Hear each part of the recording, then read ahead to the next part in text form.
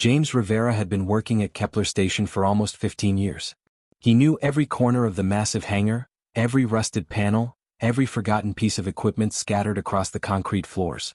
His job was simple: salvage what could be salvaged, catalog the rest, and send reports to the corporate office that nobody really read. It wasn't glamorous work, but it paid the bills. That Tuesday morning started like any other. James was making his usual rounds, clipboard in hand, when something caught his eye. There was a section of the hangar he hadn't visited in months. The far corner, near the old maintenance bay where they stored equipment nobody wanted anymore. Something large was hidden there, covered completely by a massive gray tarp. Years of dust and debris had piled on top of it, making it almost invisible against the grimy wall.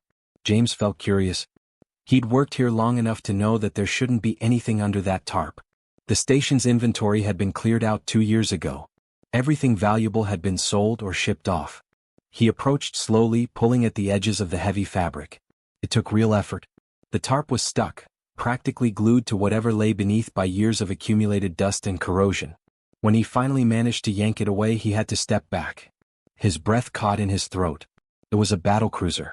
A real military vessel, the kind he'd only seen in old history databases. The hull was scarred and weathered, covered in scorch marks and impact dents from ancient battles. But the structure was intact. The massive guns were still mounted on the turrets. The designation on the hull read Valiant, a Terran Navy ship from over 50 years ago. James had studied enough history to know what this meant. The Terran Navy had been dissolved decades ago when Earth joined the Galactic Concordat. That's when everything changed. Humanity became part of something bigger, something that promised peace and prosperity. In exchange, Earth had to give up military independence. All the old warships were supposed to have been scrapped or sold to private collectors. Yet here sat a fully operational military battlecruiser, hidden in a forgotten corner of a salvage station. He walked closer, running his hand along the cold metal. How had this been missed? How had it stayed hidden for so long? That's when he noticed the envelope. It was taped to the airlock entrance, protected under a small metal overhang. The paper was yellowed and brittle, but the envelope was sealed. James carefully peeled it away and opened it. Inside was a single handwritten note, the handwriting precise and deliberate, the kind of handwriting that belonged to someone used to giving orders. To whoever finds this, it read: "The galaxy will need what this ship can do. They won't understand until it's too late. Trust the diagnostics. Trust the crew logs. Humanity's greatest strength was never diplomacy. The Concordat fears what we can become if we stop asking for permission. Take this ship and remind them why they should have been afraid all along. Admiral Catherine Hayes, 2497. James read it 3 times. His hands were shaking. This wasn't just an old ship. This was a message. A warning. A test. He made a decision that probably should have required more thinking. He climbed the boarding ramp and entered the battlecruiser. The interior was dark, filled with shadows and the smell of recycled air that had gone stale years ago. His footsteps echoed through the corridors as he made his way deeper into the ship. Emergency lighting flickered to life as he moved, responding to his presence. The ship was still alive, still conscious, still waiting.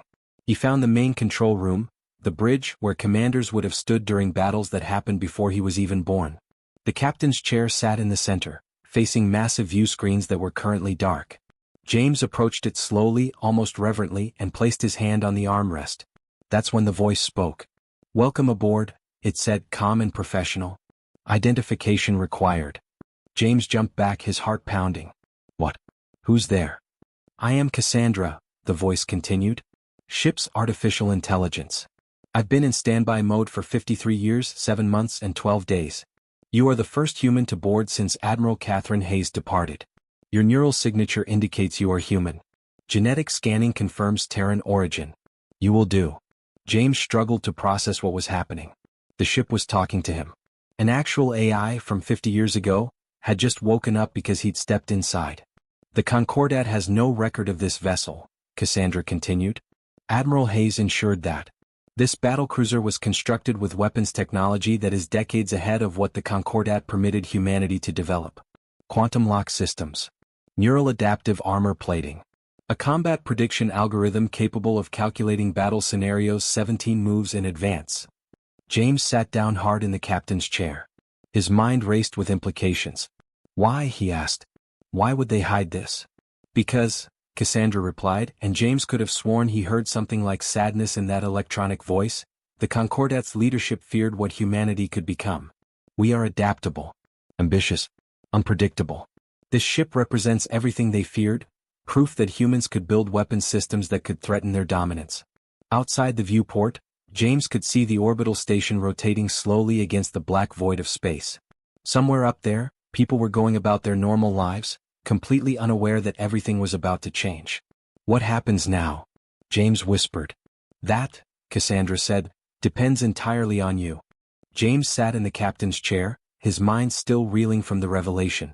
Cassandra's voice filled the bridge with a calm, almost reassuring tone as she began to explain everything that had been kept hidden for 5 decades. The Valiant was constructed in secret, Cassandra started. Admiral Catherine Hayes oversaw the project personally. The Concordat's leadership believed that humanity's greatest weakness was our tendency toward independence. They worried that if we developed weapons technology that rivaled their own, we might become unpredictable, dangerous. So they imposed restrictions on what we could build. They controlled our military development like parents controlling a child's toys. James listened intently as Cassandra described the Valiant's capabilities. The combat systems were unlike anything in the current human fleet. They could process battle data faster than any traditional computer. The quantum lock weapons didn't just fire at targets, they predicted where enemy ships would move and struck them before they got there. The armor plating wasn't just thick steel. It was adaptive, learning from each attack, adjusting its molecular structure to defend against whatever came next. Admiral Hayes knew this day would come, Cassandra continued. She understood that humanity couldn't remain subordinate forever. Eventually we would need to prove ourselves.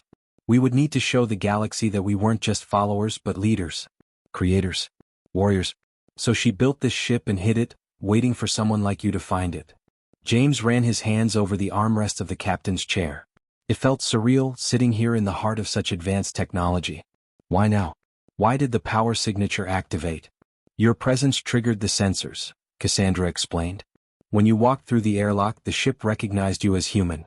The systems began a slow wake-up cycle. But there's a problem.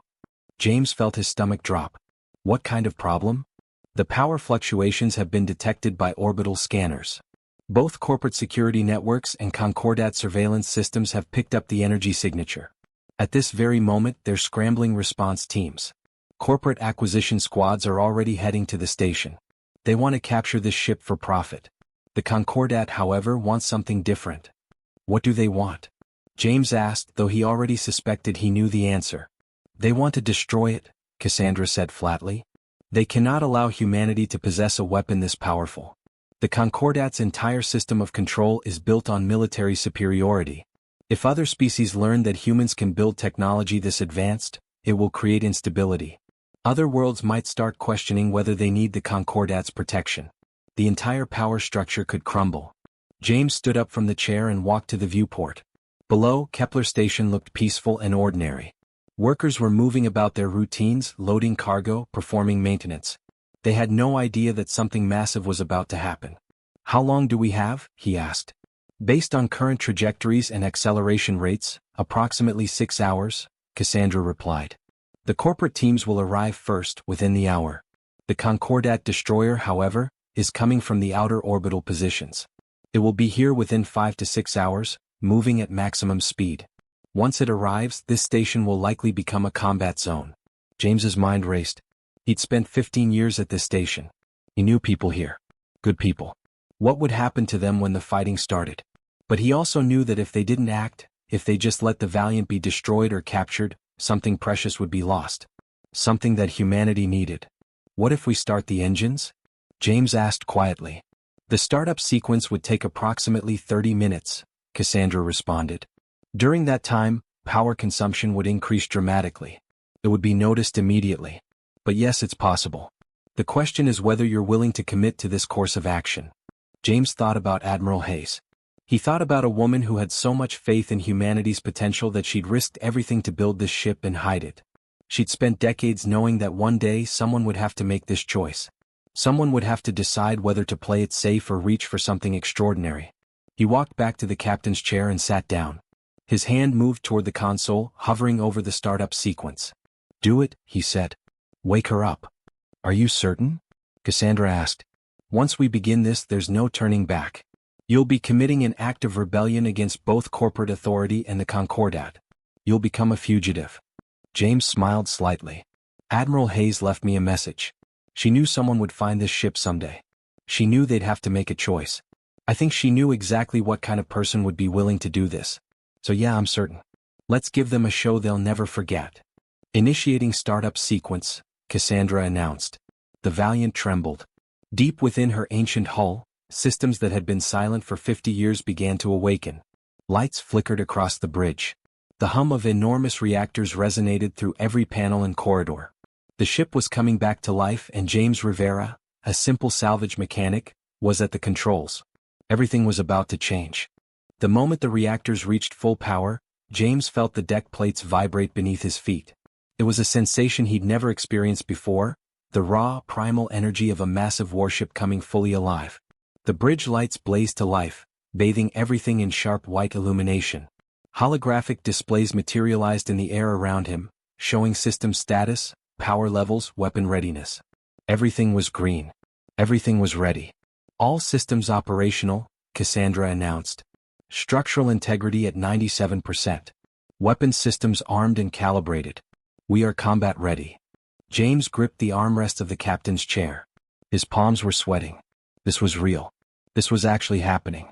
In just a few minutes, he'd gone from being a maintenance worker to commanding humanity's most advanced military vessel. The weight of that reality pressed down on him. The corporate security shuttles are launching from the hangar bay, Cassandra warned. 3 vessels, armed with standard military-grade weapons. They're attempting to intercept us before we can achieve launch velocity. Estimated time to weapon lock, 45 seconds. James watched the sensor display. 3 small blips of light were racing toward them across the hangar. They looked so small compared to the Valiant. So insignificant. But they were piloted by people who had families, people who were just doing their jobs trying to earn a living. Cassandra, can we disable them without killing anyone? James asked. There was a pause. James could almost hear the AI processing the question, weighing tactical options against moral considerations. Affirmative, Cassandra finally responded. I can target their propulsion systems. It will incapacitate the shuttles without causing fatal damage to the crews. However, it will alert the Concordat to our escape route. Do it, James said firmly. We're not murderers. The Valiant lifted off smoothly, its massive engines creating a hurricane of force that sent equipment and debris flying across the hangar floor. James watched on the displays as the 3 corporate shuttles accelerated toward them. They were trying to intercept, trying to stop what was clearly impossible to stop. 2 brilliant blue beams lanced out from the Valiant's point defense turrets. The strikes were precise, surgical. Each beam caught a shuttle's engine housing, not destroying it, just disabling it. The shuttles tumbled through space, their crews safe inside but their ability to pursue completely gone. The 3rd shuttle tried to evade, but Cassandra's systems were faster, smarter. Another beam, another disabled engine. All 3 corporate vessels were crippled before they'd even gotten close enough for a real fight. Breaking through the station's gravitational field, Cassandra announced. Achieving escape velocity in 20 seconds. We're going to make it. But then the sensor screamed. A massive object materialized on the display, dropping out of hyperspace directly ahead of them. It was a Concordat destroyer, a sleek, heavily armed warship that made the Valiant look almost delicate by comparison. The destroyer was bigger and it was fast. On the sensor readout, James could see weapon systems charging, targeting arrays activating. They're locking onto us, Cassandra said, her voice still perfectly calm, which somehow made it worse. First volley of missiles incoming. Time to impact, 30 seconds. James's mouth went dry. Can we outrun them? Negative. They have us in a firing solution. We need to engage. There was no time to think about the morality of it. No time to consider that there were probably thousands of people on that destroyer, people with their own lives and dreams and reasons for following orders. James took a breath and nodded. You're in control, he said. Do what you do best. Engaging weapons systems, Cassandra responded. The Valiant shuddered as her weapons came to life. But she didn't fire conventional missiles. Instead, James watched the sensor display as something strange happened. The incoming missiles, dozens of them, suddenly changed course. Their trajectories bent and warped, as if space itself was rejecting them. The quantum lock fields that Cassandra had activated weren't just defensive. They were predictive, calculating where the missiles would be nanoseconds before they arrived, bending reality itself to send them spiraling harmlessly into the void. Second volley launching, Cassandra announced. Defensive measures activated. Again the missiles bet. Again they missed. The destroyer tried a different approach, launching more missiles from different angles, attempting to overwhelm the Valiant's defenses through sheer volume and complexity. But Cassandra was better. She was smarter. She'd spent 50 years analyzing combat theory, calculating every possible scenario. Against the frozen, mechanical thinking of a military AI running standard protocols, she was an artist playing against a child. The destroyer is breaking off pursuit, Cassandra said. Their captain has realized that conventional weapons are ineffective against our defenses. They're attempting to maintain distance and call for reinforcements. James watched the destroyers blip on the screen, pulling away, maintaining position just outside weapons range. They were in a stalemate.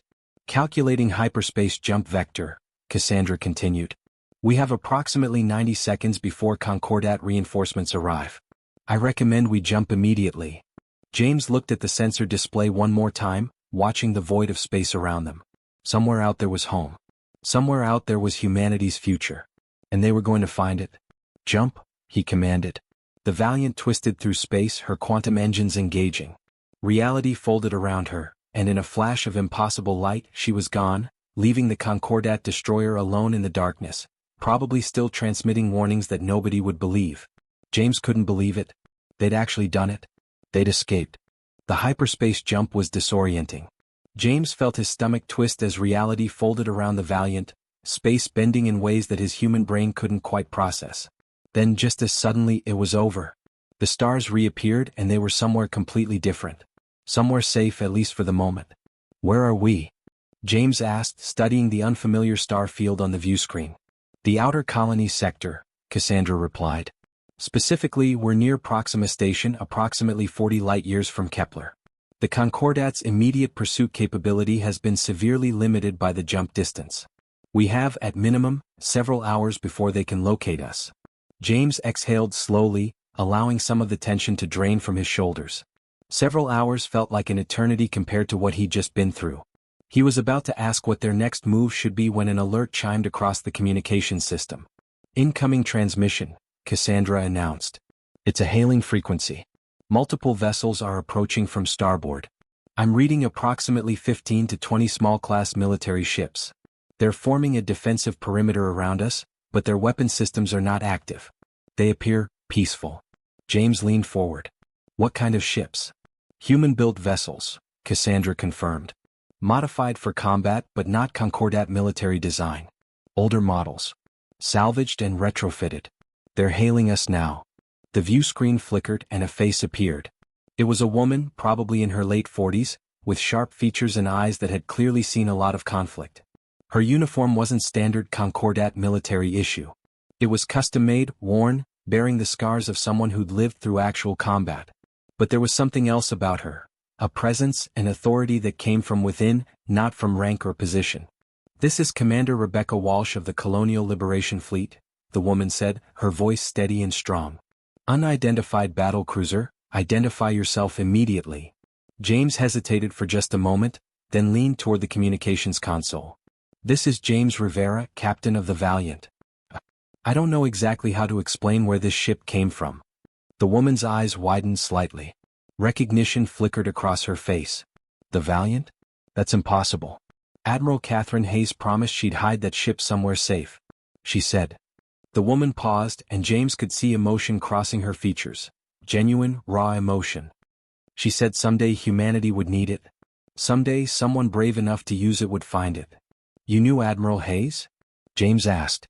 She was my mentor, Rebecca said quietly. More than that, she was like a second mother to me. She spent years training me for command, preparing me for what might come.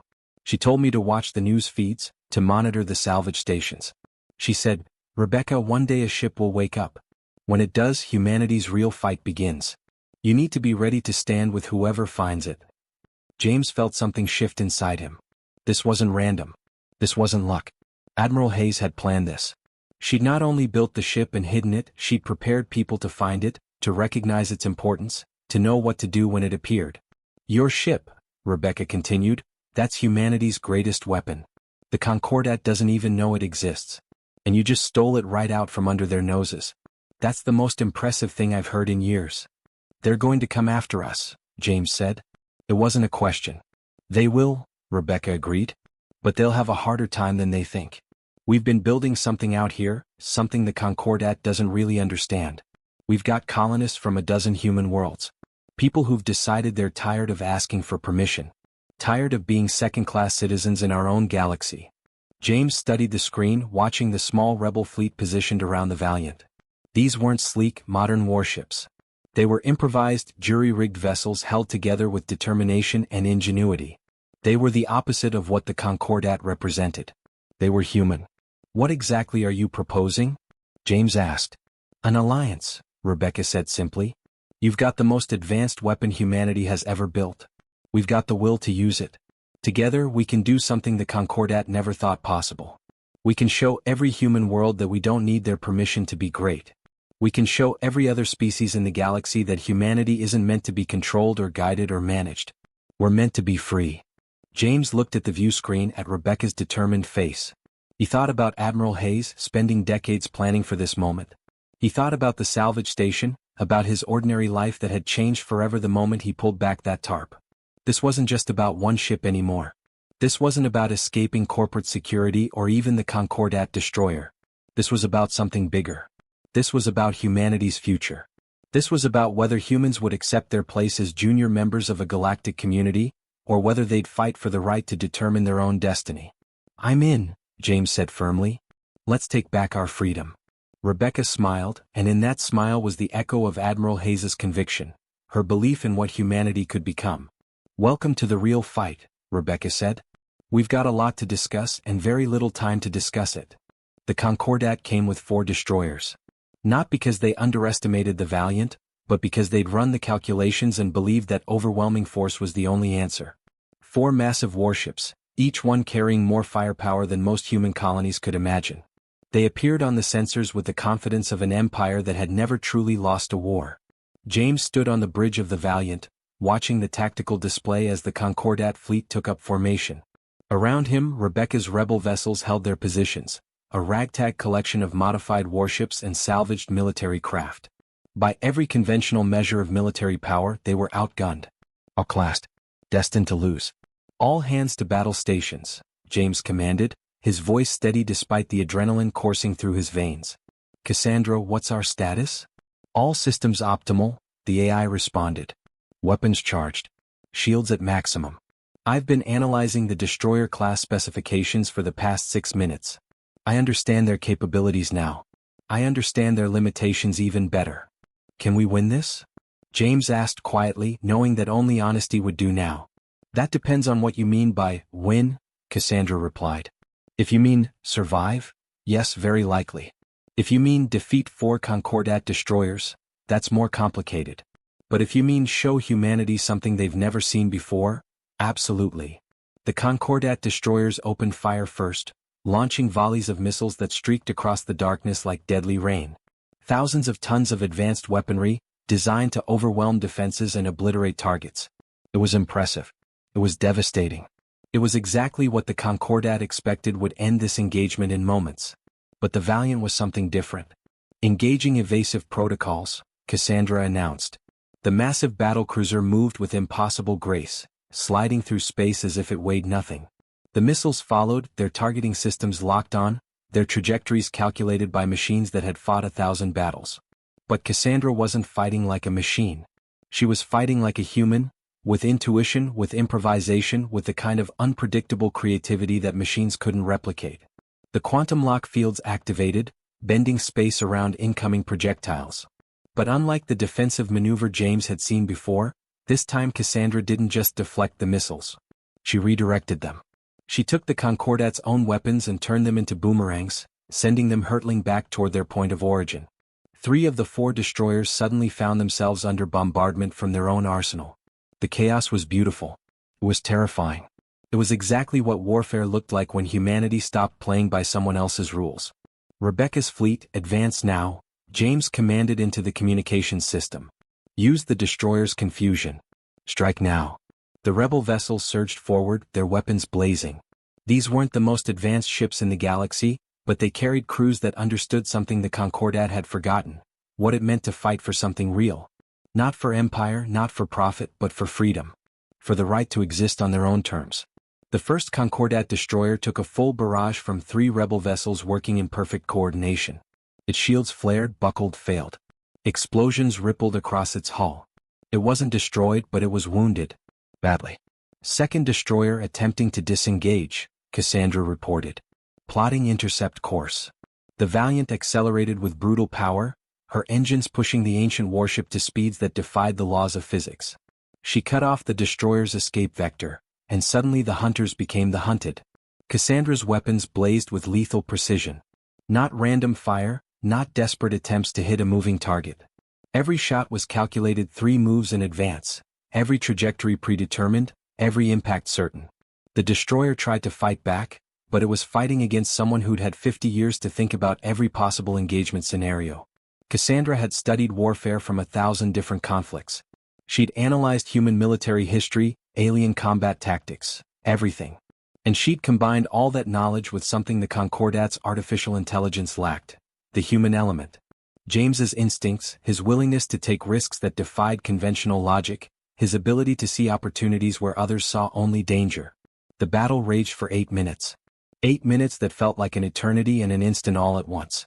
When it was over, 3 of the 4 Concordat destroyers were pulling back, their shields failing, their crews realizing that whatever they'd expected to face here, it wasn't this. It wasn't a unified human force, it wasn't desperate colonists fighting above their weight class. It was something unprecedented. It was human ingenuity matched against machine efficiency, and the humans were winning. The 4th destroyer, the flagship, made one final attempt. It accelerated toward the Valiant, weapons blazing. But Cassandra was ready. She'd already calculated 17 different responses to this exact maneuver. The quantum lock fields intensified, space warped, and the destroyer found itself pushed off course, its trajectory altered by forces it couldn't comprehend. As the Concordat flagship limped away, joining its damaged companions in retreat, James felt the weight lift from his chest. They'd done it. Impossible as it seemed, they'd actually done it. He opened a channel to Rebecca's command vessel and saw her face materialize on screen. She was smiling, a real, genuine smile that contained equal parts triumph and understanding of what this moment meant. "This is just the beginning, isn't it?" James asked. Rebecca nodded slowly, her eyes reflecting the light of distant stars. "The beginning of humanity's real story," she said quietly. "The story we're going to write ourselves. No more asking for permission. No more accepting limitations. From today forward, humanity writes its own future." Across the galaxy, humans were watching. Watching the footage of the battle, watching their greatest warship emerge victorious, watching proof that they could stand against the Concordat and win. And in that moment something changed. Not just in the colonies but in the hearts of billions. Humanity had finally found its voice. And it was roaring.